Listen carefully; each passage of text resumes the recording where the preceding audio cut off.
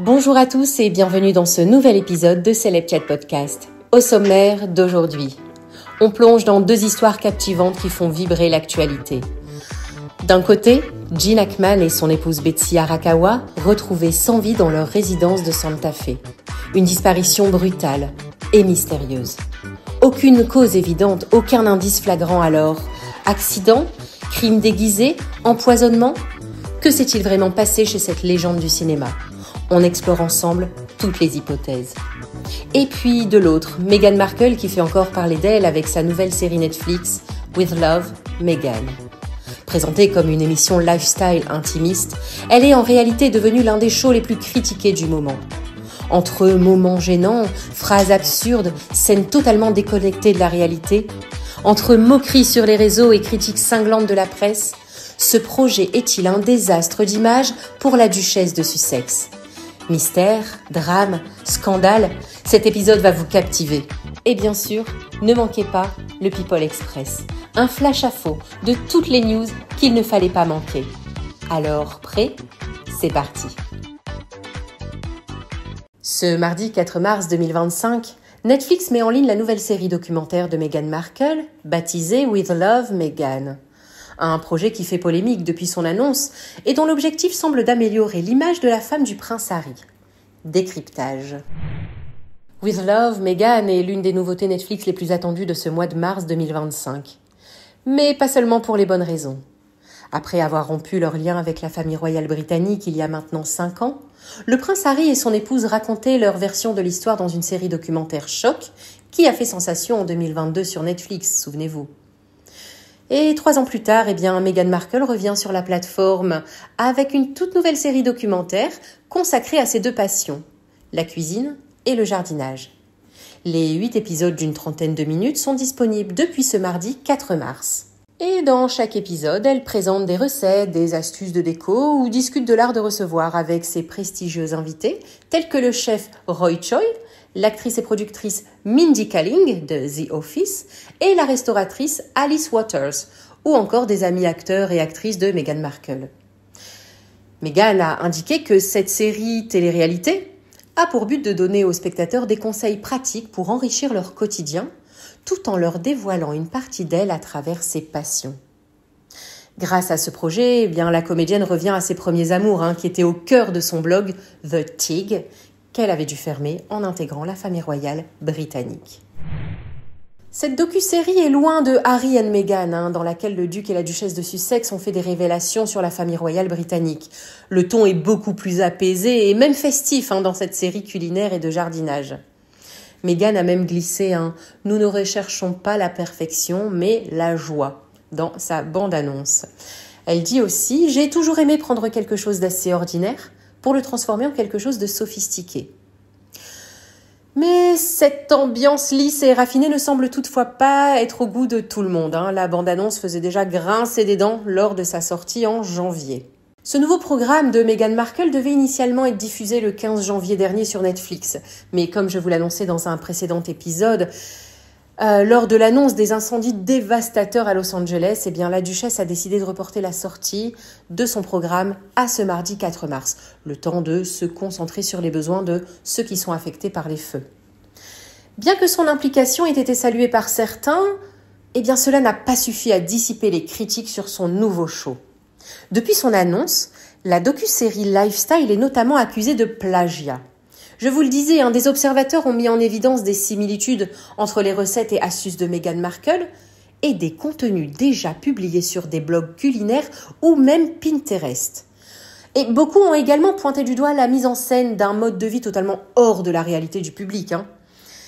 Il y a une historienne qui fustige et qui dit « Montrer comment intégrer ces pratiques domestiques alors qu'elle déambule dans son potager baigné de soleil, panier rétro à la main ou auprès de ses ruches dégoulinantes de miel, c'est risible. » Alors que tant de personnes traversent des difficultés économiques, je ne vois pas l'intérêt d'une émission où une star vêtue d'une robe immaculée, sans même un tablier, prétend donner des conseils. Bon, si sa nouvelle image de la femme parfaite est lourdement critiquée, elle semble quand même avoir un objectif précis. La nouvelle série de Meghan paraît en effet loin des engagements féministes qu'elle soutenait fièrement. Elle se rapproche désormais d'un courant conservateur avec ce nouveau projet. Elle essaye de se refaire une image avec le courant Tradewife. Très présente aux États-Unis, notamment sur les réseaux sociaux, cette tendance est une abréviation de Traditional Wife, en français épouse traditionnelle, qui suit des épouses modèles dévouées à leur famille et à leur maison. Ce mouvement prône le retour de la femme au foyer et a pour idée que le rôle principal de la femme, qui doit être parfaitement coiffée et habillée, en toutes circonstances, est de s'occuper de son époux et de son intérieur. Avec cette nouvelle série, Meghan Markle est donc accusée par certains observateurs de mettre en avant cette mouvance portée principalement outre-Atlantique par des femmes antiféministes et ultra-conservatrices. Meghan Markle tente aussi avec cette docu-série de faire remonter sa cote de popularité. Son souhait de redorer son image tient très probablement racine dans le fait qu'elle a récemment relancé sa marque de produits lifestyle. Et grâce à cette série With Love, elle espère pouvoir améliorer son image et faire de meilleures ventes. Le succès de cette docu-série est d'autant plus important pour elle, puisqu'il sauverait son lucratif contrat à 100 millions de dollars avec Netflix. Depuis que le couple a signé ce contrat en 2020, on compte un seul succès retentissant contre 3 échecs. Des sources royales spéculent auprès du Daily Mail que si le nouveau projet de Meghan ne rencontre pas le succès escompté, Netflix pourrait décider de ne pas renouveler leur contrat qui expire dans quelques mois cette année. Verdict prochainement. Hollywood est en état de choc. Gene Hackman, l'un des plus grands acteurs de sa génération, et son épouse Betsy Arakawa ont été retrouvés sans vie dans leur luxueuse résidence de Santa Fe. Une disparition brutale, sans explication évidente, qui fait naître les rumeurs les plus folles. Alors, comment un couple aussi paisible a-t-il pu disparaître dans des circonstances aussi étranges ? Y a-t-il un secret derrière cette tragédie ? Aujourd'hui, je reviens pour vous sur la vie hors du commun de ces 2 figures emblématiques et sur le mystère qui entoure leur mort. Gene Hackman, c'était le charisme à l'état pur. Né en 1930, il traverse une enfance difficile avant de rejoindre les Marines à seulement 16 ans. Mais c'est à Hollywood qu'il trouve son véritable destin. Il explose en 1976 dans Bonnie and Clyde et décroche l'Oscar du meilleur acteur en 1972 pour French Connection. Son rôle de Jimmy, Popeye, Doyle, un flic aussi obsessionnel qu'efficace, reste culte.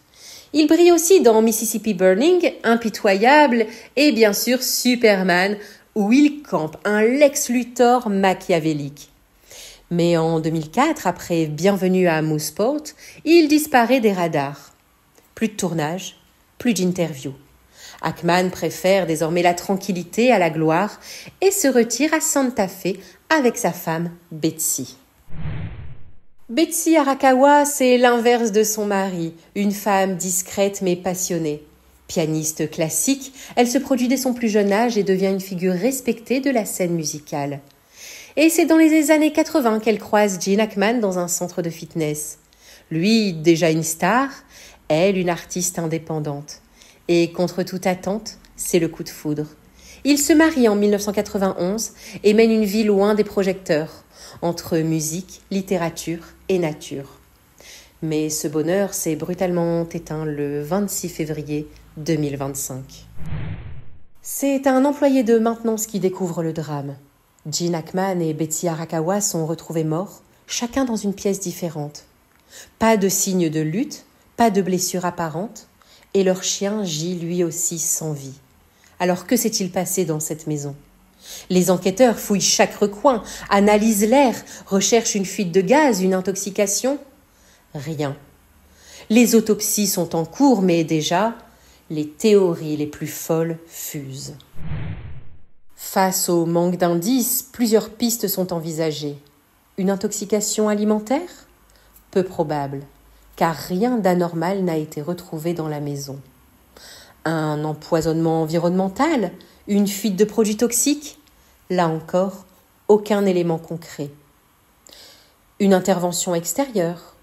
Mais aucune trace d'intrusion, aucune menace connue. Les enquêteurs restent prudents, mais l'absence de cause immédiate alimente les spéculations. Quoi qu'il en soit, Gene Hackman restera une icône. Son talent, son intensité, son regard perçant ont marqué des générations de cinéphiles. Quant à Betsy Arakawa, elle laisse derrière elle une carrière musicale discrète mais admirée. Mais ce drame laisse une question en suspens. Que s'est-il vraiment passé dans cette maison de Santa Fe ? Les réponses viendront-elles un jour ? Affaire à suivre.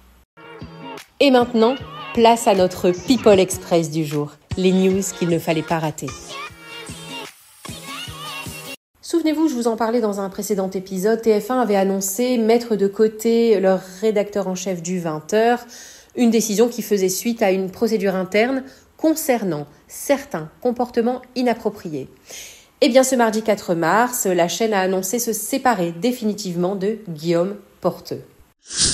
En début de semaine, la comédienne et présentatrice de 45 ans, Ariane Brodier, s'est emparée de ses réseaux sociaux afin de donner son avis sur les créateurs de contenu à Ibiza. Vous avez vu en ce moment tous les créateurs de contenu, les influenceurs, ils partent vivre en Espagne, à Ibiza, à Bali. C'est quand même mieux que Dubaï. Mais oui, c'est pour avoir un mode de vie plus simple, plus healthy, se retrouver. Plaisantait-elle, laissant subtilement entendre que la fiscalité plus avantageuse et le coût réduit des nounous et de la vie ne sont pas étrangers à ces départs. Et ces insinuations n'ont pas manqué de faire réagir les concernés. D'ailleurs, touchée en plein cœur, Rachel Legrain-Trapani, fraîchement installée à Ibiza avec son mari et ses 2 fils, n'a manifestement pas pu garder le silence. Elle a écrit « Pour info, nous sommes 4 influenceuses français, je ne comprends vraiment pas l'utilité de ce post humoristique. Les clichés, toujours plus faciles à partager que les vérités. Pour info, s'expatrier ne veut pas dire s'exiler fiscalement. D'ailleurs, nos sociétés sont en France et on y paye nos impôts comme tout le monde, même sans y vivre. Quant aux nounous, spoiler alerte, c'est le même prix qu'en France. Mais bon, si certains préfèrent fantasmer sur la vie des autres plutôt que de s'occuper de la leur, libre à eux. De mon côté, je retourne profiter du soleil et de mes factures, bien réelles elles aussi. À bon entendeur. Pascal Obispo n'est pas content. Ce 5 mars 2025, le chanteur a poussé un coup de gueule. Il a répondu à un article de Voici, paru le 28 février 2025. Celui qui vient de fêter ses 30 ans de carrière tout de même, a estimé qu'il était victime de mensonges, dénigrements et calomnies. Et il le blesse tant qu'il n'arrive plus à les ignorer. Il a répondu point par point aux accusations du magazine qu'il le dit en déclin, et ce en raison de ses problèmes de comportement au sein de la profession. Il a d'abord fait savoir « Ma tournée s'achèvera cet été avec presque 50 000 spectateurs qui seront venus chanter, rire et faire la fête avec moi. » Il cite en particulier un Bercy fantastique, lors duquel il a fêté ses 30 ans de succès et son anniversaire, entouré de tous ses amis et partenaires médias et radio fidèles. Par ailleurs, après la polémique ridicule des têtards de la Star Academy, Pascal Obispo a expliqué à nouveau qu'il n'avait ni aigreur ou jalousie particulière à l'égard de la jeune génération. Il a d'ailleurs salué Pierre Garnier qui, lui seul, dit-il, aura très bien compris ses propos bienveillants à son égard.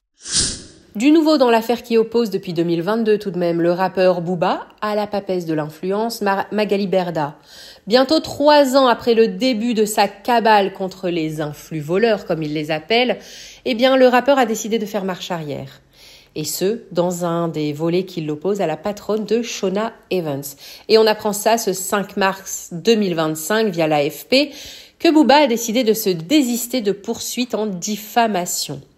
Ces poursuites visaient l'ex-reine des réseaux sociaux pour des messages et une interview de 2022. Elle y dénonçait le harcèlement dont elle fait l'objet. Et voilà, c'est l'Epchat Podcast, c'est fini pour aujourd'hui, mais on se retrouve demain bien sûr pour plus de News People.